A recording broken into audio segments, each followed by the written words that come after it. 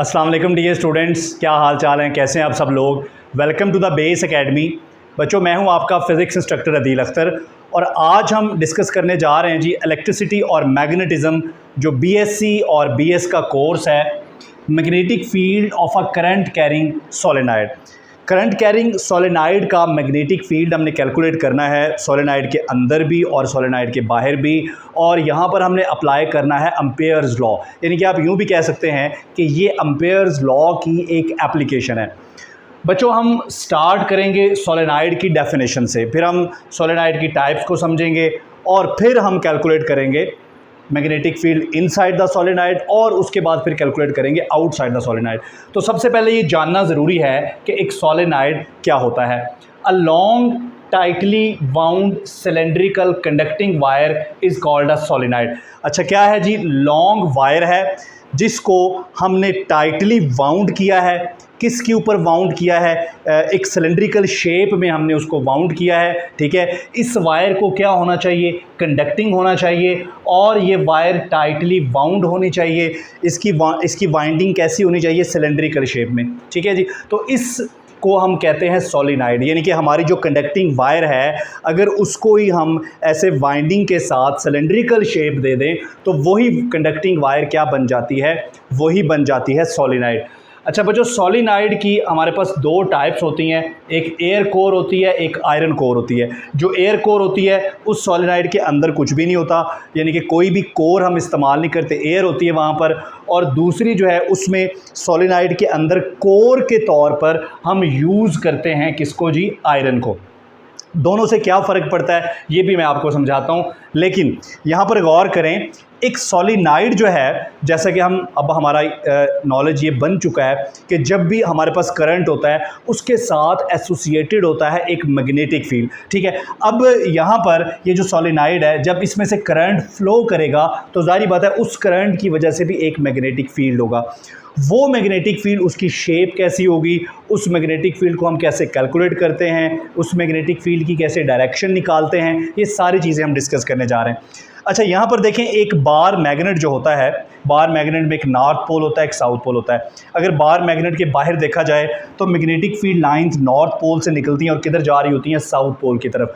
और bar magnet के अंदर देखा जाए तो मैग्नेटिक फील्ड लाइंस साउथ से नॉर्थ की तरफ जा रही होती हैं, क्योंकि मैग्नेटिक फील्ड लाइंस हमेशा क्लोज लूप बनाती हैं। अगर बाहर वाली साइड पर ये नॉर्थ से साउथ में है तो अंदर ये साउथ से नॉर्थ की तरफ होगी, तभी एक कंप्लीट लूप बनेगा। अच्छा, अब इसमें आप गौर करें कि एक सोलेनाइड जो है वो भी बिहेव करता है एज अ बार मैग्नेट। ठीक है, उसका जो मैग्नेटिक फील्ड है वो भी एक बार मैग्नेट जैसा होता है। आप देख रहे हैं कि अंदर सोलेनाइड के जो मैग्नेटिक फील्ड है वो स्ट्रॉन्ग है, क्योंकि मैग्नेटिक फील्ड लाइंस कंसंट्रेटेड हैं, उनके दरमियान फासला कम है। और अगर आप बाहर देखें सोलेनाइड के, तो बाहर मैग्नेटिक फील्ड लाइंस जो हैं, चूँकि वो फ्री स्प्रेड हो सकती हैं एयर में, इसलिए सोलेनाइड के बाहर जो मैग्नेटिक फील्ड है वो वीक है। तो ये मैग्नेटिक फील्ड जो है सोलेनाइड का, ये बिल्कुल मिलता जुलता है किसके साथ? बार मैग्नेट के मैग्नेटिक फील्ड के साथ। यहाँ भी आपको एक नॉर्थ पोल और एक साउथ पोल नज़र आता है। अब सोलेनाइड में जब करंट गुजरता है तो नॉर्थ पोल कहाँ पे बनता है, साउथ पोल कहाँ पे बनता है, ये डायरेक्शन कैसे निकालते हैं, ये हम आगे कैलकुलेट करने वाले हैं। अब हम बढ़ते हैं जी मैग्नेटिक फील्ड की कैलकुलेशन की तरफ। तो सोलेनाइड के अंदर दो तरह का मैग्नेटिक फील्ड है, एक इनसाइड है, एक आउटसाइड है। हम बाज़ औक़ात अप्रॉक्सीमेट कर लेते हैं कि सोलेनाइड के जो बाहर का मैग्नेटिक फील्ड है, अगर उसको अंदर वाले मैग्नेटिक फील्ड के साथ कंपेयर किया जाए तो बाहर वाला मैग्नेटिक फील्ड अप्रॉक्सीमेटली ज़ीरो है। लेकिन एक बात याद रखिएगा कि जो मैग्नेटिक फील्ड है बाहर, वो बहुत वीक है एज़ कंपेयर टू अंदर वाले मैग्नेटिक फील्ड के, लेकिन कंप्लीटली ज़ीरो नहीं है, बाहर मौजूद है, लेकिन हम उसको अप्रॉक्सीमेट करेंगे कैलकुलेशन के लिए। ठीक हो गया? तो अब हम करने जा रहे हैं जी अच्छा, अब यहाँ पर जो मैंने आपको डिफरेंस बताना था कि एयर कोर में और आयरन कोर में दोनों में फ़र्क क्या है। जो एयर कोर वाली सोलेनाइड होती है उसका magnetic field as compared to iron core weak होता है। अगर आप आयरन को एज अ कोर इस्तेमाल करेंगे तो मैग्नेटिक फील्ड जो है सोलेनाइड के अंदर वो ज़्यादा स्ट्रॉन्ग होगा एज़ कंपेयर टू एयर, क्योंकि आयरन जो है वो फेरोमैग्नेटिक मटीरियल है। अब हम इनसाइड द सोलिनॉइड कैलकुलेट करने जा रहे हैं जी। तो सबसे पहले हमारे पास जो हमारा सोलिनॉइड है उसकी लेंथ क्या है, L है, ठीक है जी। और उस L लेंथ में जो नंबर ऑफ टर्न्स है वो हमारे पास क्या है, उसको हम कैपिटल N से रिप्रेजेंट कर रहे हैं, ठीक है। स्मॉल n जो है ये क्या होता है, ये होता है number of turns per unit length. जो कैपिटल N है वो सिंपल नंबर ऑफ टर्न्स है, और स्मॉल n क्या है, number of turns per unit length. यानी कि ये जो टोटल लेंथ है वो L है, उस पर यूनिट लेंथ में कितने नंबर ऑफ टर्न्स है उसको हम स्मॉल n से रिप्रेजेंट करते हैं। और इसको हम ऐसे भी लिख सकते हैं, स्मॉल n यानी कि number of turns per unit length is equal to n/L। और यहाँ से अगर हम n कैलकुलेट करें तो ये L डिवाइड हो रहा है, इधर जाके मल्टीप्लाई हो जाएगा, तो capital N is equal to n multiply by L, ठीक है जी। इसको हम यहाँ पर कुछ नाम भी दे देते हैं, इसको हम नाम दे देते हैं इक्वेशन 1, क्योंकि आगे चल के हम इसको इस्तेमाल करने वाले हैं। अब मैग्नेटिक फील्ड कैलकुलेट करने के लिए जैसे आप इलेक्ट्रोस्टैटिक में गाज़ीज़ लॉ यूज़ करते थे, वहाँ पर आप एक गाज़ियन सरफेस बनाते थे। यहाँ पर एम्पेयर लॉ को इस्तेमाल करने के लिए आपको एक एम्पेरियन लूप बनाना होता है, ठीक है। एम्पेरियन लूप चूँकि ये 2 डायमेंशनल होता है, जो गाज़ियन सरफेस है वो तो 3 डायमेंशनल होती थी, लेकिन वो क्लोज सरफेस थी। लेकिन जो एम्पेरियन लूप है ये क्लोज सरफेस नहीं होती, ये 2 डायमेंशनल होता है हमारे पास, और ये ओपन सरफेस है। अब एम्पेरियन लूप जो बनाना है उसकी शेप हमने कैसी लेनी है, ठीक है। अब यहाँ पर मैंने वही सोलेनॉइड आपके सामने बनाई है जो पीछे हम देख कर आए हैं। तो यहाँ पर जो मैंने एम्पेरियन लूप लिया उसको रेक्टेंगल शेप में लिया, आप देख भी रहे हैं ABCD, एक रेक्टेंगल है ABCDA, मैंने रेक्टेंगल शेप में लिया। अब हमारे जहन में यहाँ पर 2 सवाल पैदा होते हैं। पहला सवाल तो ये पैदा होता है कि आपने इसको रेक्टेंगल शेप ही क्यों लिया है। आपने जब भी एम्पेरियन लूप सेलेक्ट करना होता है अपनी प्रॉब्लम की सिमेट्री के मुताबिक सेलेक्ट करना होता है। अब आपकी प्रॉब्लम की जो सिमेट्री है, यहाँ पर अगर आप गौर करें तो आपका जो मैग्नेटिक फील्ड है वो सोलिनॉइड के एक्सिस के अलॉन्ग है, ठीक है। और मेरा जो एम्पेरियन लूप है उसकी एक साइड, जो साइड AB है, वो साइड भी अलोंग द मैग्नेटिक फील्ड है, ठीक है। इसलिए इस प्रॉब्लम की सिमेट्री के मुताबिक हमें यहाँ पर रेक्टेंगुलर लूप लेना पड़ा। नंबर 2 जो हमारे जहन में आता है कि आपने ये लूप की एक साइड अंदर रखी है, एक साइड बाहर रखी है। आपने लूप इस तरह से क्यों नहीं रखा कि सारा लूप इसके अंदर आए, या ऐसे क्यों नहीं रखा कि सारा ये जो सारी सोलिनॉइड है वो इस लूप के अंदर आए। अब देखें, इसकी 2 वजूहात हैं। अगर पूरा सोलिनॉइड हम इस लूप के अंदर ले लें तो सोलिनॉइड के अंदर भी फील्ड कैलकुलेट करना पड़ेगा, बाहर भी। बाहर मैंने कहा 0 तो नहीं है, अप्रॉक्सीमेट हम उसको कर लेंगे 0, लेकिन 0 तो नहीं है, तो आपकी कैलकुलेशन बहुत ही मुश्किल हो जाएगी। इसलिए हम अंदर वाला अलग निकालेंगे, बाहर वाला अलग निकालेंगे, इसीलिए हमने सिर्फ ये साइड अंदर रखी है। नंबर 2, आप ये जो साइड है, इस साइड में जितने नंबर ऑफ लूप्स आ रहे हैं, ठीक है जी, ये जो हमारे पास कॉइल है, इस कॉइल में ये जो हमारे पास लूप है, इस लूप में जितने नंबर ऑफ टर्न्स आ रहे हैं, आप सिर्फ इसका फ्रंट व्यू देख रहे हैं और आपको करंट की सिर्फ एक ही डायरेक्शन नज़र आ रही है, यूं करके। अगर आप इसका बैक व्यू देखेंगे तो उसमें जो करंट की डायरेक्शन है वो फ्रंट व्यू वाली करंट की डायरेक्शन के ऑपोजिट है। तो इस तरह से क्या होगा कि लूप का जो नेट करंट है हमारे पास वो क्या हो जाएगा, 0 हो जाएगा। तो हम एम्पेयर लॉ इस्तेमाल ही नहीं कर सकेंगे। तो ये 2 लॉजिक थे कि हमने इसको रेक्टेंगुलर क्यों लिया इस लूप को, और फिर हमने इसकी एक साइड अंदर क्यों रखी, हमने पूरा लूप जो है वो इसके अंदर क्यों नहीं रखा। क्लियर हो गया जी। तो अब हम जा रहे हैं जी कैलकुलेशन करने, और अब हम अप्लाई कर देंगे एम्पेयर लॉ। काम हमारा तकरीबन अब कंप्लीट हो गया, सिर्फ थोड़ी सी कैलकुलेशन बाकी है जी। तो अब हम यहाँ पर अप्लाई करने वाले हैं जी एम्पेयर्स लॉ, ठीक है जी। एम्पेयर्स लॉ के मुताबिक हमारे पास B.dr ये बराबर होता है μ0 I। I क्या है, total current enclosed by the loop, जो भी लूप हमने यहाँ पर लिया है, ठीक है। अब देखें यहाँ पर जो हमारा लूप है उसकी 4 साइड्स हैं, जैसा कि आपको नज़र भी आ रहा है ABCD, AB एक साइड है, BC CD DA। हमें इन चारों साइड्स का ये कैलकुलेट करना है मैग्नेटिक फ्लक्स। तो हम क्या करेंगे, इसी को सिंप्लीफाई करेंगे। तो पहले A से लेकर B तक B.dr प्लस दूसरी साइड हमारे पास क्या है BC B.dr प्लस तीसरी साइड हमारे पास क्या है CD B.dr डी आर, और चौथी साइड जो है हमारे पास वो क्या है, D A B dot D R is equal to mu naught I. अब सिंप्लीफाई करते जाएं। सबसे पहले सिंप्लीफाई करें इसको, A B B D R cos. अब देखें साइड ए बी, अगर आप साइड ए बी पे गौर करें तो हमारी जो मैग्नेटिक फील्ड लाइन है और डी आर डिस्प्लेसमेंट वेक्टर यहाँ पर या लेंथ वेक्टर, दोनों की डायरेक्शन सेम आ रही है। अगर दोनों की डायरेक्शन सेम आ रही है तो उनके दरमियान एंगल क्या बनेगा, जीरो। और कॉस जीरो क्या होता है, वन। तो कॉस जीरो वन होता है, तो हमारे पास सिंपली क्या आ गया, बी डी आर प्लस। अब हम चेक करते हैं बी सी।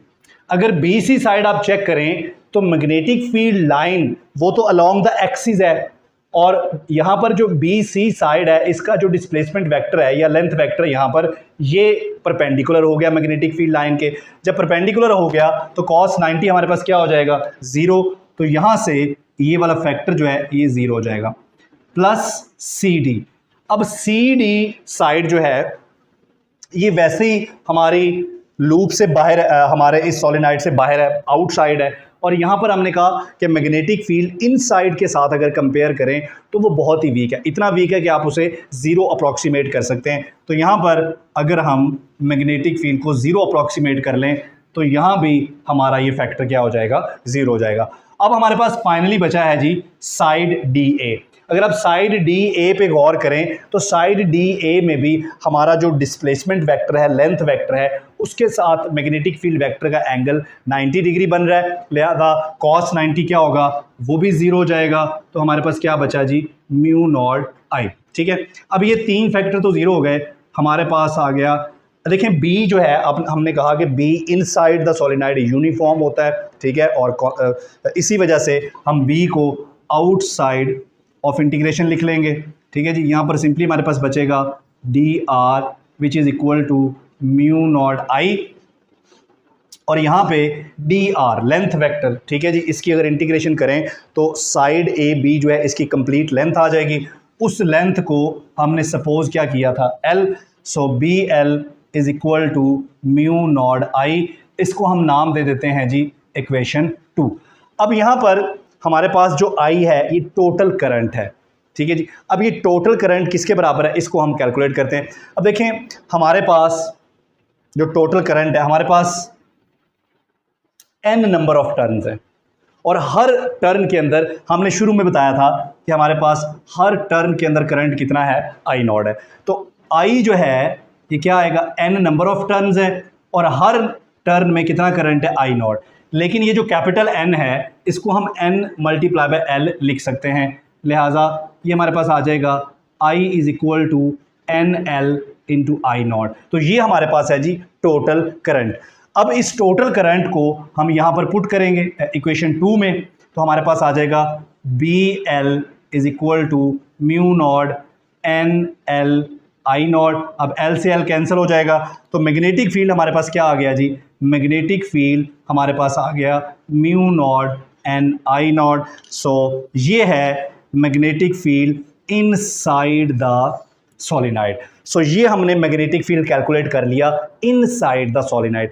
अब हम मैग्नेटिक फील्ड कैलकुलेट करेंगे आउटसाइड द सोलेनॉइड। यहाँ पर अब डायरेक्शन की बात करते जाते हैं कि ये जो डायरेक्शन है मैग्नेटिक फील्ड की, ये कैसे निकालते हैं, हमें कैसे पता चलेगा कि यहाँ पे नॉर्थ पोल बना है और यहाँ पे साउथ पोल बना है। तो उसके लिए हम राइट हैंड रूल आपको पता इस्तेमाल करते होते हैं। जिस डायरेक्शन में करंट होता है उस डायरेक्शन में आप अपनी फिंगर्स को कर्ल करें, और थंब जो है ये आपको बताएगा डायरेक्शन ऑफ नॉर्थ पोल, और दूसरी तरफ क्या होगी, साउथ पोल। ठीक है, ये डायरेक्शन है आउटसाइड। ठीक है, अंदर जो सोलेनॉइड की डायरेक्शन होगी वो ऑपोजिट होगी, क्योंकि magnetic field line close loop बनाती हैं। अगर वो आउटसाइड नॉर्थ से साउथ जा रही हैं तो इनसाइड वो साउथ से नॉर्थ जाएंगी। तो ये राइट हैंड जो है रूल, इसके ज़रिए आप इसको कैलकुलेट कर सकते हैं डायरेक्शन को। तो अब हम कैलकुलेट करने जा रहे हैं जी आउटसाइड द सोलेनॉइड, और फिर उन दोनों को कंपेयर करेंगे और बताएंगे कि बाहर का फील्ड इतना वीक क्यों है जिस वजह से हम इसको इग्नोर करते हैं। जी डियर स्टूडेंट्स, तो अब हम कैलकुलेट करने वाले हैं जी आउटसाइड द सोलेनॉइड। अब हमने यहाँ पर जो एम्पेरियन लूप लिया है उसको हमने, चूंकि अब हमने पूरा जो हमारा सोलेनॉइड है, ठीक है जी, इसको इनक्लोज करना है, तो हमने यहाँ पर जो एम्पेरियन लूप लिया है, आप देख रहे हैं कि वो एक सर्कल की शक्ल में है, और इस तरह से लेना है कि ये जस्ट एक ही लूप, जस्ट एक ही टर्न को इनक्लोज करे अपने अंदर। अगर ये ज़्यादा टर्न्स को इनक्लोज करेगा तो फिर करंट ज़ीरो हो जाएगा। तो हमने जस्ट एक ही टर्न को इनक्लोज यहाँ पे करना है। इस लूप का जो रेडियस है वो r है, और मैग्नेटिक फील्ड जो है इस लूप के टेंजेंट डायरेक्शन में है। यहाँ पर हमने एक छोटा सा लेंथ एलिमेंट dr सेलेक्ट कर लिया, ठीक है। अब इसकी वजह से हम मैग्नेटिक फील्ड कैलकुलेट करेंगे, और फिर जब इंटीग्रेट करेंगे तो इस पूरे लूप का हमारे पास आ जाएगा। जैसे कि पहले हमने कहा कि n जो है यहाँ पर टोटल नंबर ऑफ टर्न्स हैं, n जो है कैपिटल N वो हमारे पास टोटल नंबर ऑफ टर्न्स है। इसके स्मॉल n जो है ये number of turns per unit length है, और हर टर्न के थ्रू जो करंट फ्लो कर रहा है वो आई नॉट है। अच्छा, अब यहाँ पर हम उस क्वेश्चन का भी आंसर करते हैं कि अंदर फील्ड स्ट्रॉन्ग है और बाहर फील्ड वीक क्यों है। अच्छा, अंदर जो फील्ड है चूँकि वो कॉन्सेंट्रेटेड है, ठीक है, मैग्नेटिक फील्ड लाइंस क्लोज हैं, इसलिए मैग्नेटिक फील्ड स्ट्रॉन्ग है और यूनिफॉर्म है, ठीक है।